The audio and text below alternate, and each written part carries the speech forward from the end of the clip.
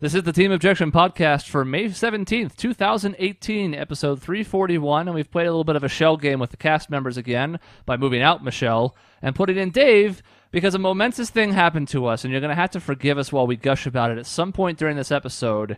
But a thing that's never happened to us as basketball fans happened. Something went right for the Suns.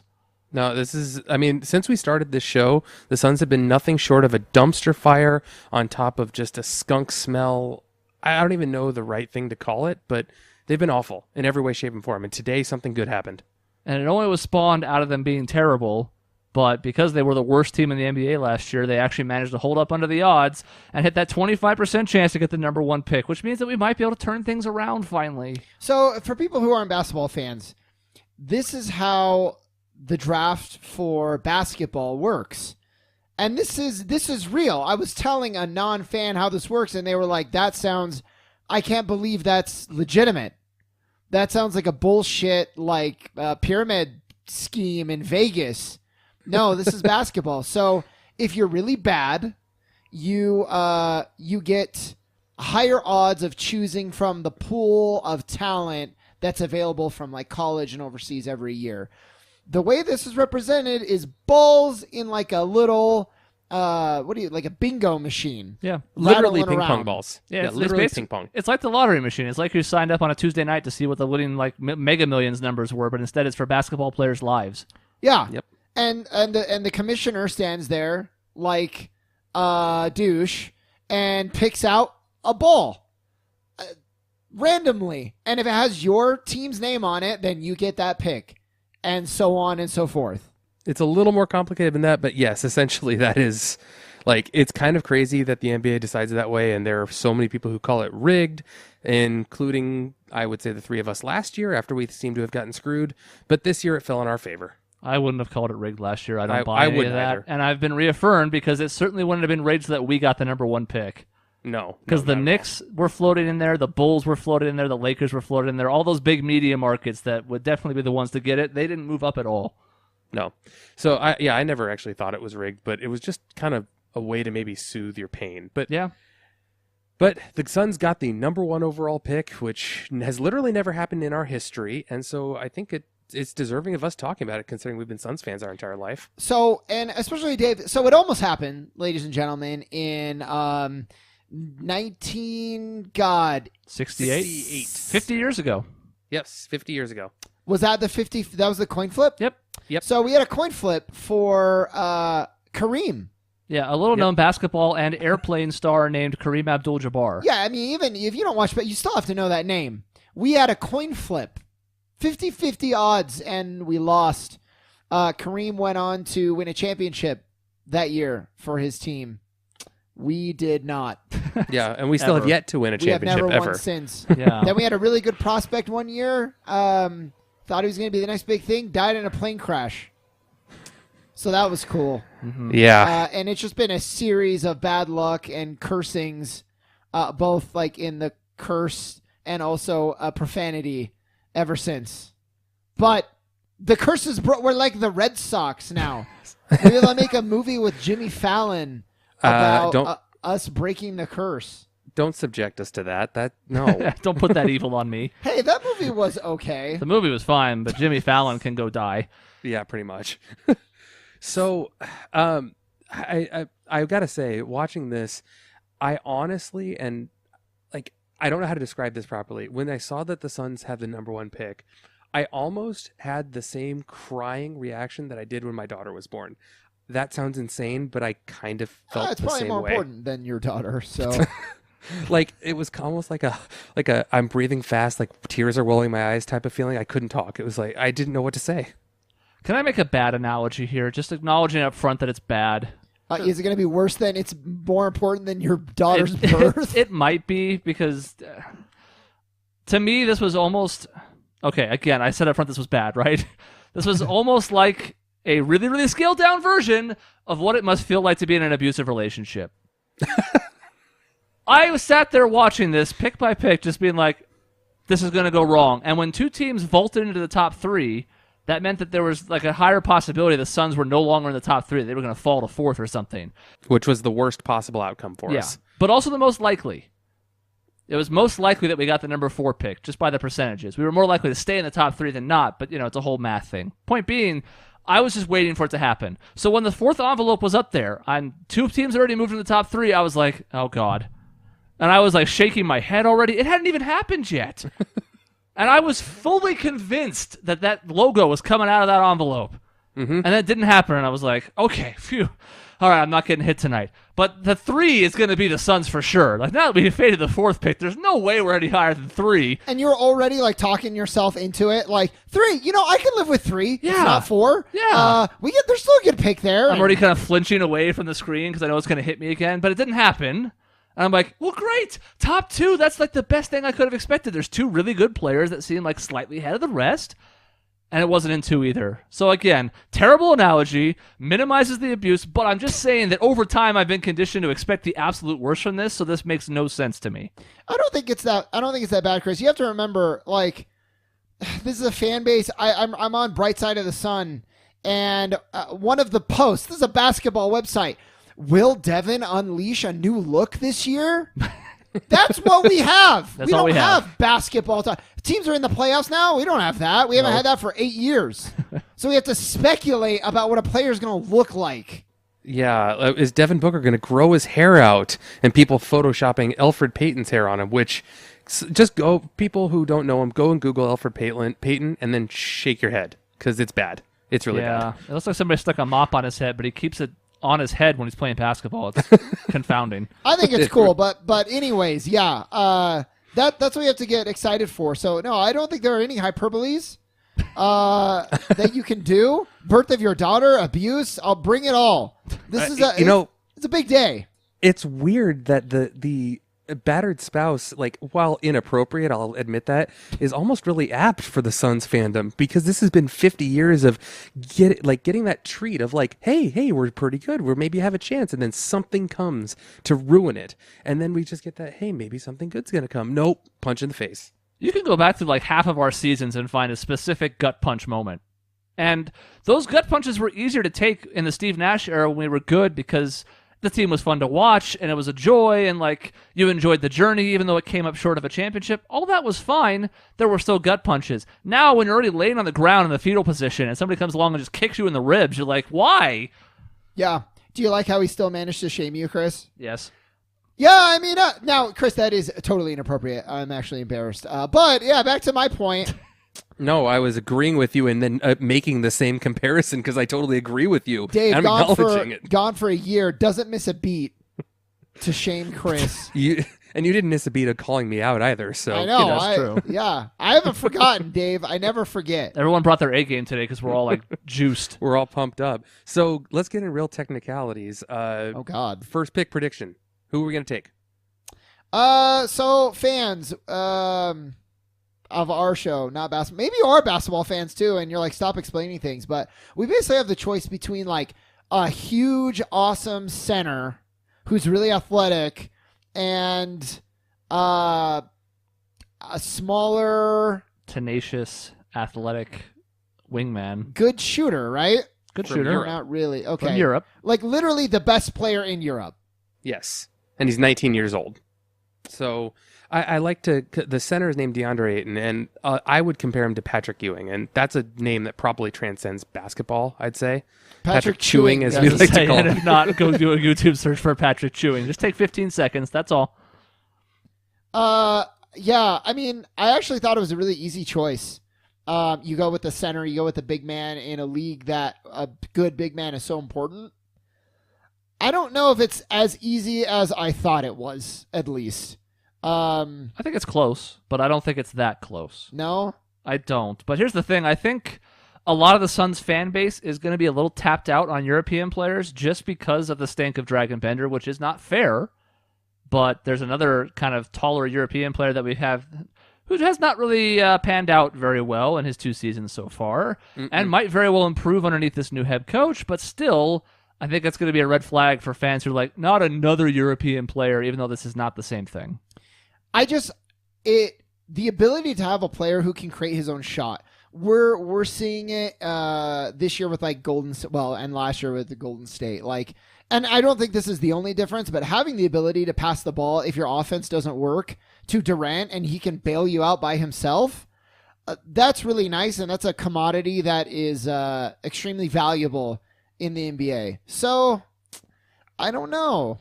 I feel like the center, Ayton, has that ability to do it, but just closer to the basket, which hasn't been used that much in the NBA today. But I feel like he has that ability of, like, you pass it around a little bit, and then it's like, 6 seconds left on the shot clock. Let's just pump it down to him, and he'll make a post move and shoot it. Wow. And we do still have baby Booker Devin. Yes. So... And the two of them together on a pick and roll could be the stuff dreams are made of. I think the comp you can make is Joel Embiid. I'm not saying they're the same player. In a lot of ways, their games are different. But just the idea that when Philadelphia needs buckets, Embiid can shoot it from 3 and be effective, and you can throw it to him in the post with 6-7 seconds, and they both have really good footwork to create their own shot from there. Mm-hmm. There's a lot of other differences between them, but the same basic idea is there, and that means if you need to spread the floor and give everybody else room to operate, then Ayton's the guy who can do that because he's a big who can shoot from the outside. So I have a weird test that I've almost seen works best for people who are from Europe and whether it's a good idea to pick them. And this happened when Kristaps Porzingis was picked. How well did they speak English?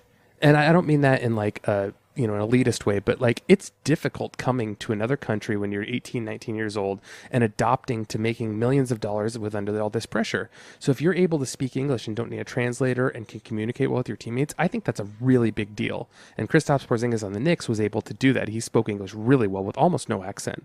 So if the Luka Doncic, who's the guy from Europe that we're talking about, if he can speak English well, that may bode well for us picking him, I think. All right, domestic abuse and now xenophobia.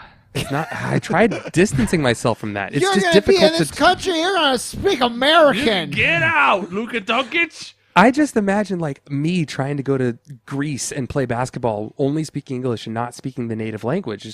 It's difficult. Well, there's a transition period, and the problem is that there's a ticking clock with all these young players where you only have 4 seasons to figure out how good they are and then how much you want to pay them because their price goes up exorbitantly. So if you're spending 2-3 of those years just trying to get used to the life in America, to the speed of the NBA game that's different from the European version, I mean, there are a lot of question marks there. And Dragan Bender has failed almost all of them so far. And again, I think Doncic is much better than that, but it's still a big red flag for me. Dave's like, I don't want to go to Greece, be around that subhuman trash. I would love to go to Greece. Are you kidding me? Have you seen the pictures of the Mediterranean? Yeah. He just said that's all I want. That's all. I just. You just wanted to be consistent. I know. Yeah. Look, all I'm saying is like Doncic had a triple-double the other day, which is rare for European basketball. And then he followed that up with like a 4.3 rebound, 4 assist line. And I'm like, yeah. We can't have sporadic. We need somebody who's going to be a rock star. So to me, it's Ayton. He went to U of A, so there's a local connection, granted for a season, but he also lived in the area for a couple of years before that. So to me, I think it's a pretty easy choice because big men are just harder to come by, and big men who can play in today's NBA are like unicorns. That's why they've jokingly called Kristaps Porzingis a unicorn because he has a skill set that's unique for a guy his size. Well, so does Ayton. Yep, exactly. And I hate the U of A, but I will overlook that in an instant to pick DeAndre Ayton. Yep, the hypocrisy is strong. It's fine. I don't care. So we're like beaming today. We had an unexpected windfall of good fortune, and all of a sudden now it's like, whoa, things can be happy. This has the potential to turn our franchise around, at least in part. Because not only is it more talent that we're getting on the team, cheap, it has the potential to be make us more of a suitor to get other big name talent like a superstar. Oh yeah, I mean they have Devin Baby Booker, they have this Ayton. Maybe I want to go play there, and I think that's great. So LeBron to Phoenix confirmed. Just almost. Like 50% there? To me, that's the other part of this, though, even though it's foolish to look this far ahead. But if you have a core that's essentially Booker, Jackson, Ayton, and then whatever the hell else is left, you can pretty much sign anybody and they'll fit. Maybe not other true centers, but just about anybody else from any position can fit within that flexibility. If you have 3 1-2-3 players and you have no 4 because you assume both Chris and Bender are corpses and you have no 5, you're kind of limited on who you can bring in. The pool is smaller than it would be otherwise. I would. The thing I want most if we do pick Ayton is somebody who is a distributing, passing. I mean, Steve Nash type. Obviously, not as good as him because he's rare as possible. But somebody who knows how to pass the ball and kind of set up an offense. Well, that's the thing I'm most excited about for this new system is that we might actually go back to passing the ball, which is what I like about watching Golden State. Mm-hmm. That's what I hated about our team for the longest time. Yeah, The Morris brothers. Now it seems like both of them have like learned. So maybe the cancer was just having them together. Yes, but that was the worst time I've ever had watching Suns basketball. And there's been some bad times lately. it's also a sign of system though, because like Marcus Morris when he was with Houston couldn't pass the ball either. It was Tom Jonovich's system. He wasn't doing jack. Then he came here and he didn't do jack, and he was helped by his brother also not doing jack, and they pouted a lot and they beat the shit out of a guy allegedly. And then then he went to Boston, a system that's all about movement, and hey, he looks like a functional player. What a concept. What are the odds that the two of them play together? They're twins, for anyone who doesn't know. They're twin brothers that love each other so much that they had a joint bank account, which is weird to me. Sure. But like the chances they'll ever actually play together in the same team again is next to nothing, I think. I wouldn't. And Marcus is better than his brother now.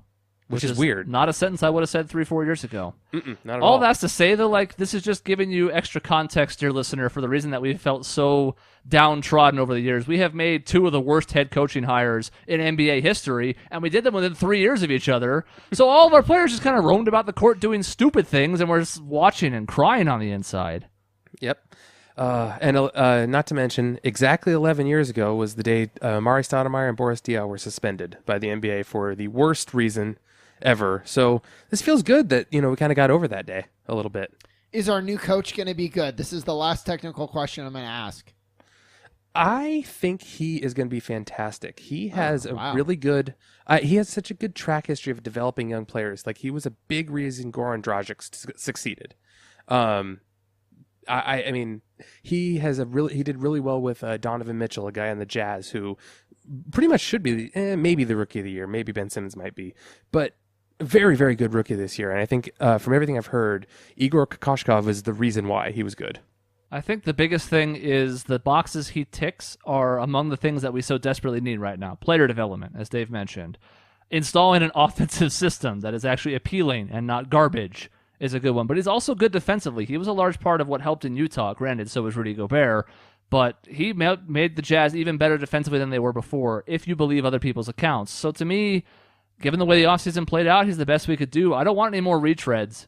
I don't want, David Fizdale didn't really interest me that much because nobody else really wanted him. I didn't want anybody like Jason Kidd, God forbid. Oh, God, no. That would have been the worst. Literally, our team, Igor's going to show up and be like, hello, everyone. It's time to practice. And our team is going to be like, what's that? Earl Watson just had us do group therapy for the whole season. We meditated for an hour. Uh-huh. He just wrote us nice little notes and put stickies on our dashboards reminding us what good people we were. What's practice? It's going to be great. Jay Triano ran practices at least. I hope he stays on. I don't think he will, but I hope he does. I hope he stays on if Igor wants him. I hope he stays on as in the dunk tank, and Suns can come by before the games and have a chance to dunk the coach. That's about all the value he's worth to me. Triano was fine. He was not.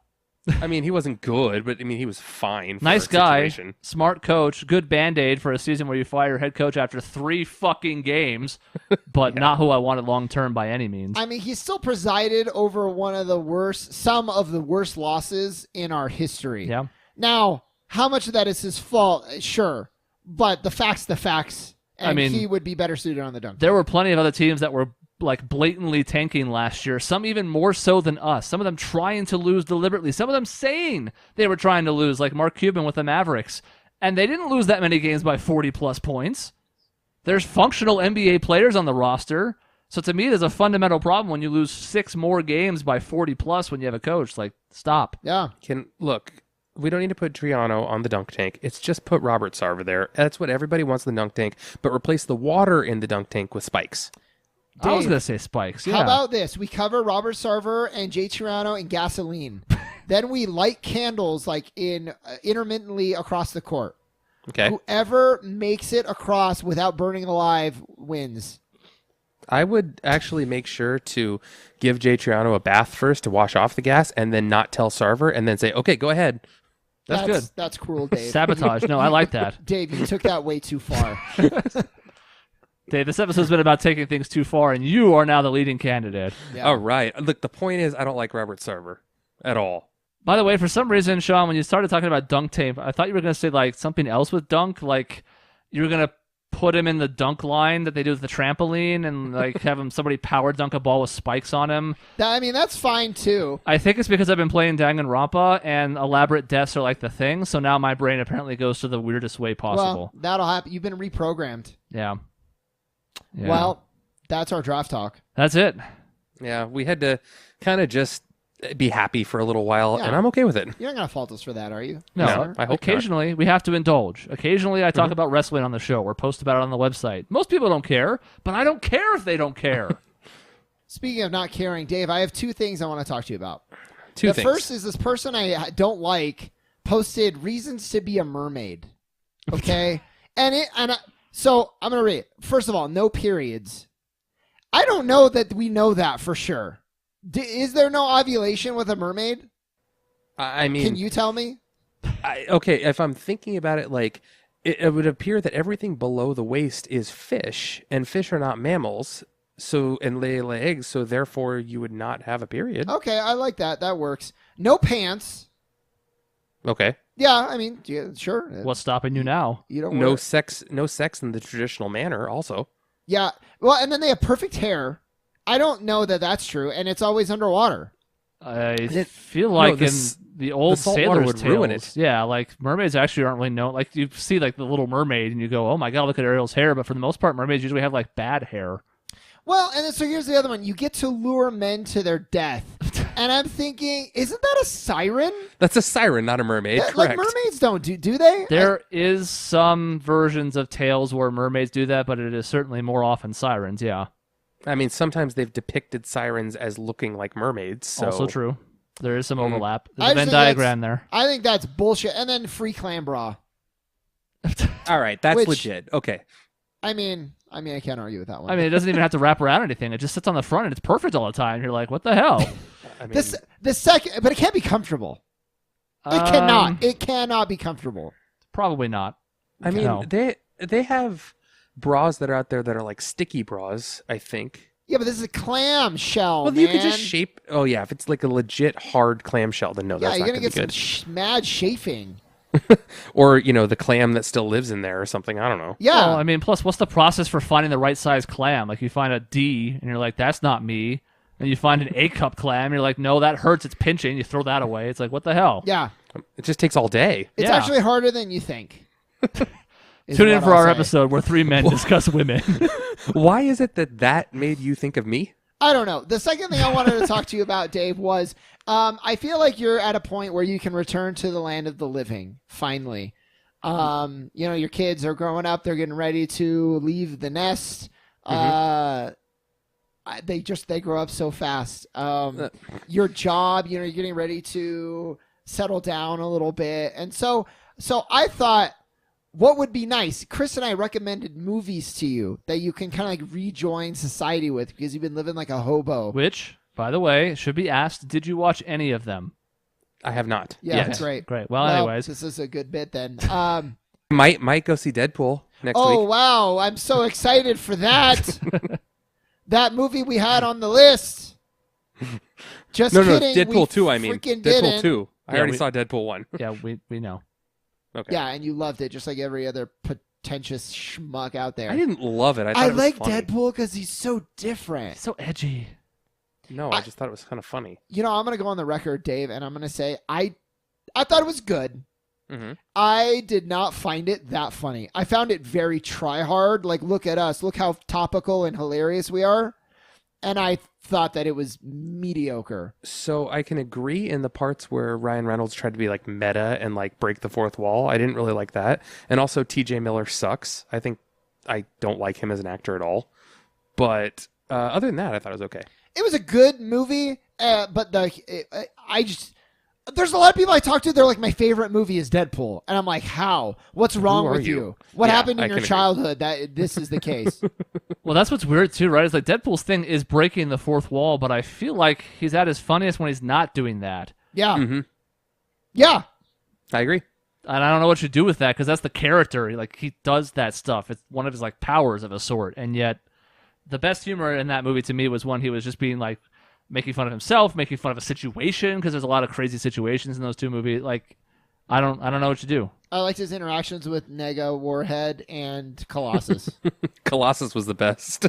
And that wasn't breaking the fourth wall. That was just good old-fashioned writing. Yeah. I agree. It was a dichotomy of character style because Yes. Colossus was such a hard line, like follow the rules, and Deadpool wasn't. It's perfect mixing. We may be able to do a Deadpool 2 review. I don't know if we're going to get Chris to see it in theaters. Probably not.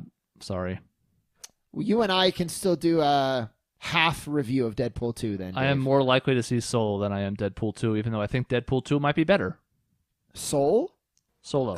Star Wars. Which is weird because I don't know that I'm going to go see Solo. I'm not that pumped up for it.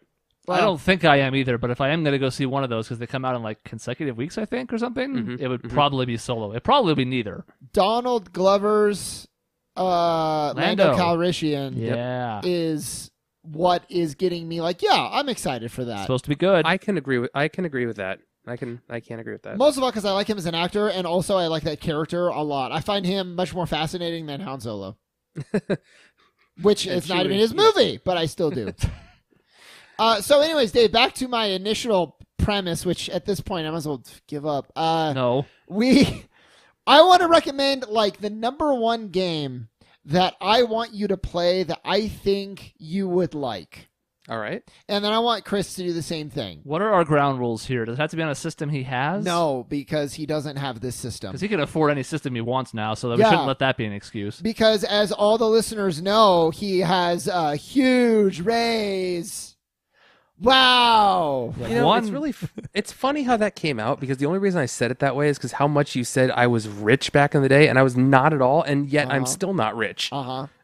You were still, even at the time, you were probably making more money than we were. Now, you were not rich. I'm not saying that. I'm just saying that at the time, of the elitists of the show, you know, relative wealth, it was definitely you by a pretty big margin. Sure. In like a sense of relativity, like I was making $10 and you were making like $9.90. So. And now Dave is like, you guys, how does it feel for me to make twice as much? Like, how does it feel to me make the same salary as both of you combined? How does that feel?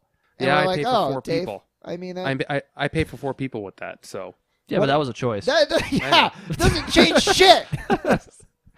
Nobody forced you to get married and have kids. I mean, all I'm saying is disposable Hunger income Games is not that where, high. Like you get drawn kids. It's like Sean Dave's like, I make $90,000 a year, but I had to pay for a gym membership. You ever thought about that?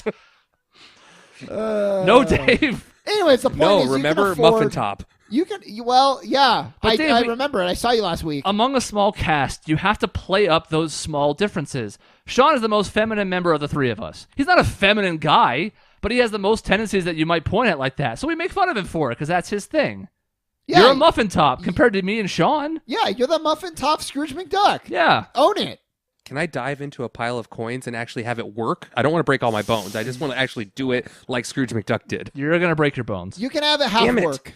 You can dive in and you won't break your bones, but then you melt. That was unexpected. Well, the coins have been heated to be soft, but then you're swimming in basically liquid magma.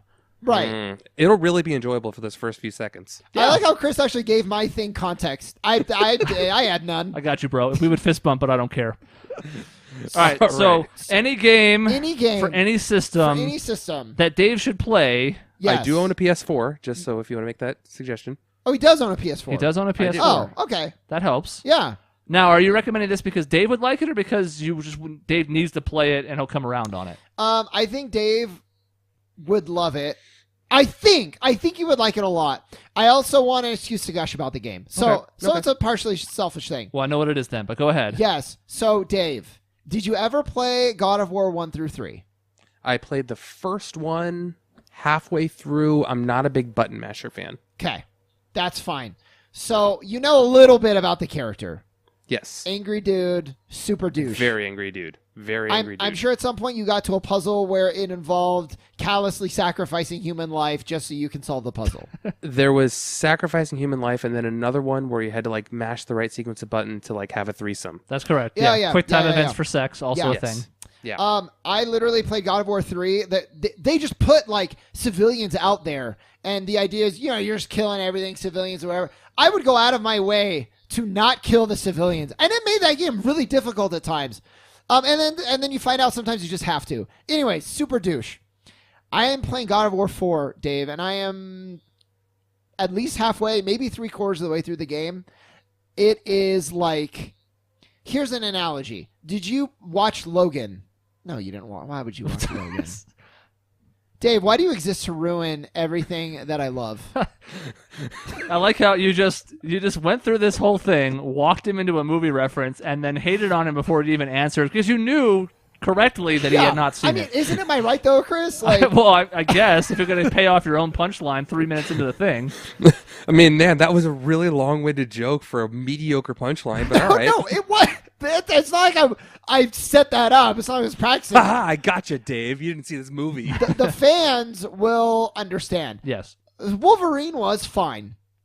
And then Logan came out, and it was this darker, more mature, more nuanced tale about an older, world experienced, world weary Wolverine.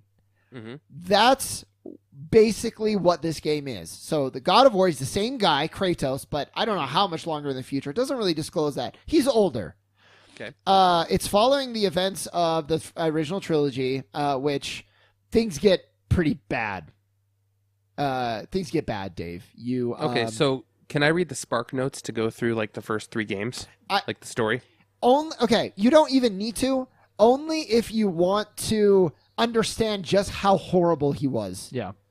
Then you can. You certainly don't need to go back and play them to play 4. Okay, just the beginning of the first game, he got pretty screwed over. He did get screwed over. I would say he freaking deserves a lot of it that happens to him, to be honest. Fair point. A lot of bloodlust, a lot of doesn't care about other people at all. Like, he doesn't even see people as like living things. He has a son in this game. And from like the opening moments, there's and I'm not exaggerating, there is more emotion in the opening 30 seconds of this game than he demonstrated in the entire trilogy.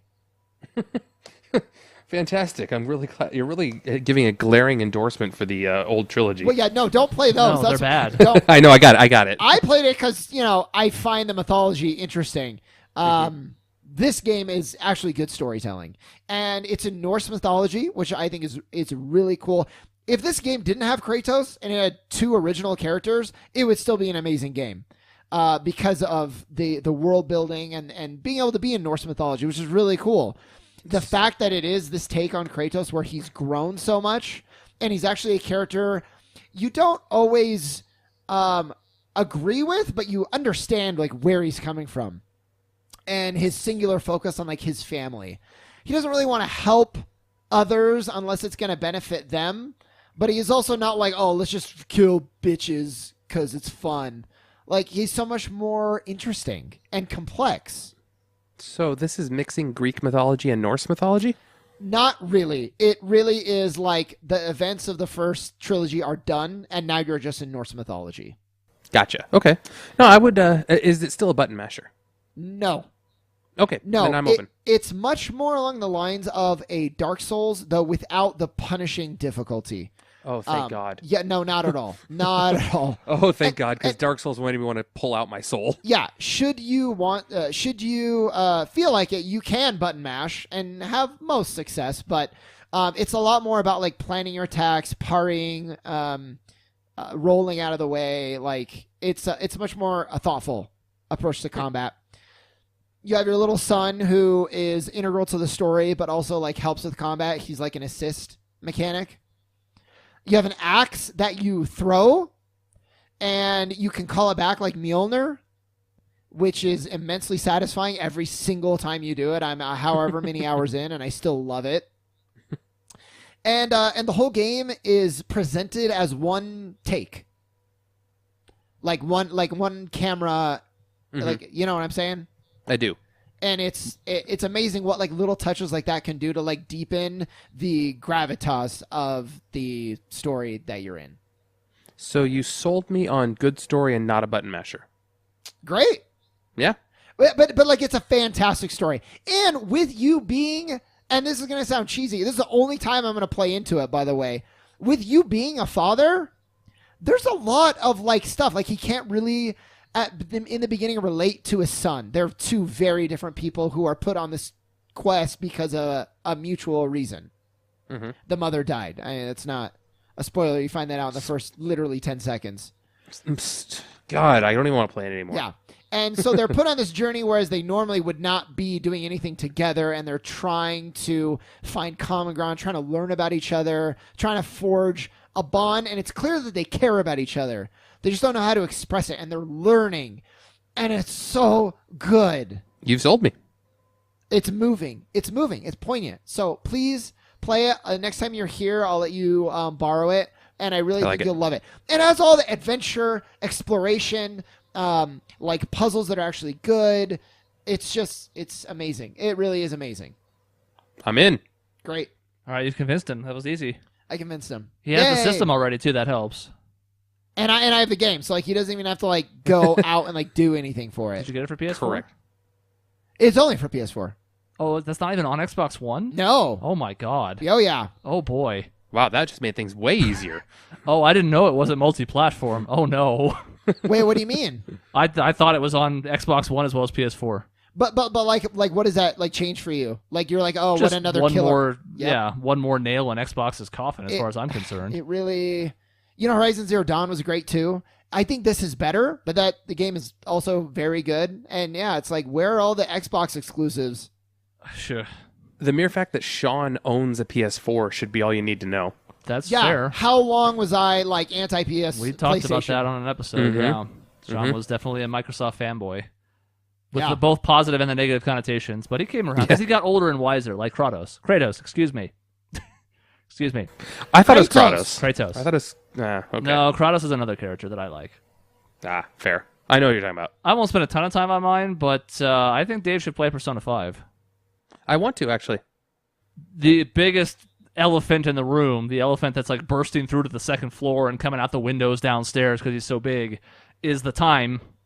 There's no getting around the fact that that's going to take you at least 80 hours to beat, and that sounds awful. But to me, I'm like, if you can only game in short bursts anyways, of like an hour and a half, who cares how long it takes? True story. For me, as long as I can stay engaged, I don't have to play a game and feel like my hour that I'm playing is like doing a ridiculously menial task just to get to the next thing, if that makes sense.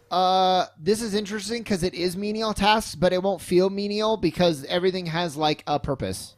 And that's fine. And Yeah. I'm okay with that. Like I play Grand Theft Auto, and sometimes there's a menial task of like I literally just have to drive across the entire map. And it's like, yeah, that was menial, but there's some fun aspects to it. Random events that happen, so it's still okay. Yeah. Yeah, and that's for a quest, and that's like for a storyline thing, or to get to the next mission or whatever. So at least you're kind of doing it as a means to an end. That happens in Persona 5, but also all those are pretty much, I don't want to say optional, because if you're not doing anything, you're just wasting time and opportunities to grow your characters, but none of it takes very long. All of it feels good. All of it is connected now in ways that the games in the past were not, where like, you're going to hang out with this person, and you're going to build this stat up, and you're going to get these items, and all these things are meshed. It's great. So any need to have played the first 4? Nope. Nope, not at all. 0. You will struggle a little bit figuring out what element's what. Okay. Because they all have unique names that are consistent throughout the Shin Megami Tensei series. But to outsiders, and this was the same for me when I first played P3 10 years ago, you're like, what? Oh, literally the Bufu elements. is ice. Oh, Yeah. Bufu. That's an ice spell. Oh, okay. Like fire is not fire, it's Agi. Yeah. Is that a Japanese word? I can only imagine. Honestly don't know. But then there's also like prefixes and suffixes that sound super weird until you figure out what they mean. Like, what the hell is a Maragi Dine? Well, it's a fire spell that's the highest level that hits everything. But you only learn the prefixes and suffixes by doing. Until you do, you're like gibberish. So it's like Final Fantasy with the fire, Fira, Firaga. Essentially, but at Yes. least those you can glean from the base level what they are. Yes. These you can't until you see them in action. Yeah, But you'll fair be enough. fine. You're a smart guy. Like it's not that bad. It's not hard. I have Google at my side. Yeah, it's not hard. It's just a little jarring because you'll spend some time in the beginning being like, all right, what's Zeo again? Oh, yeah, that's the zap. Yeah, lightning. Got it. So, Dave, this is a game that I think you will like because, again, the story's great.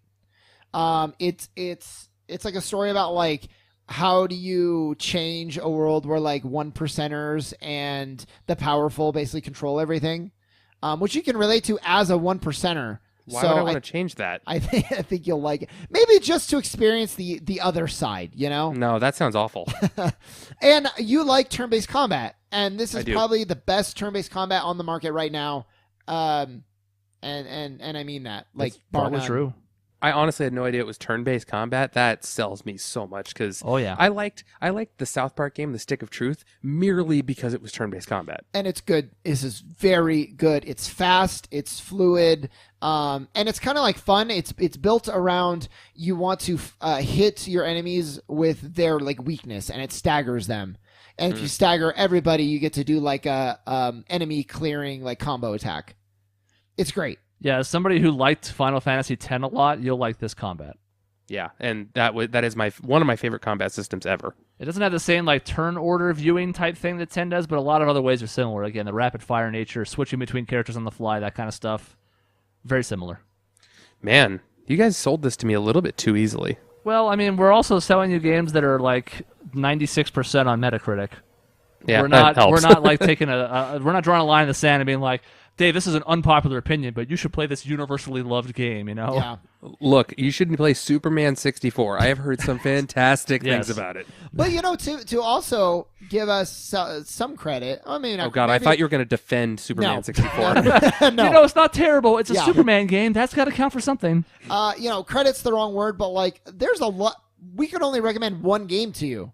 There's a lot of great games that have come out since you went into hiding, and Breath of the Wild. I didn't recommend that. I recommended this because I thought you would appreciate Super the Mario story. Odyssey. I want to play both of those. I want to go buy a Switch and play both of those. And they'd be good, and they'd be you portable. should. You But should. Yes. they're not the first priority, I don't think.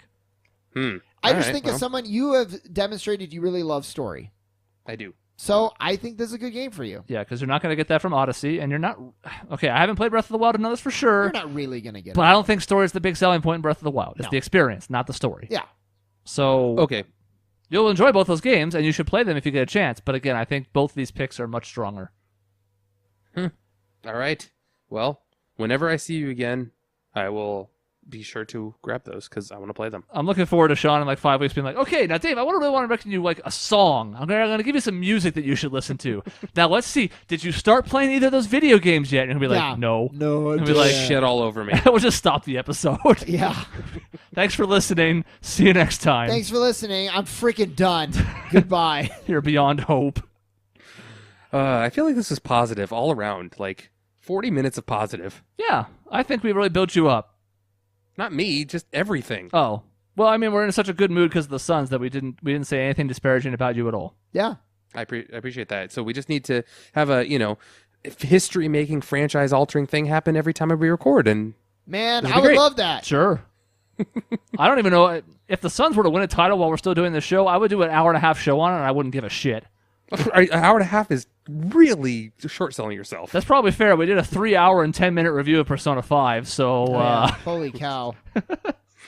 I just can't imagine the feeling if that ever actually does happen, because I was nearly in tears just for the possibility of getting the number one pick. I know. So I didn't quite hit on that level, but it happened, and I was like excited, and then it stopped, and I kind of thought about it more, and I was then like, wow, that actually happened. That never happens. How did that happen? And then it's kind of a cool feeling.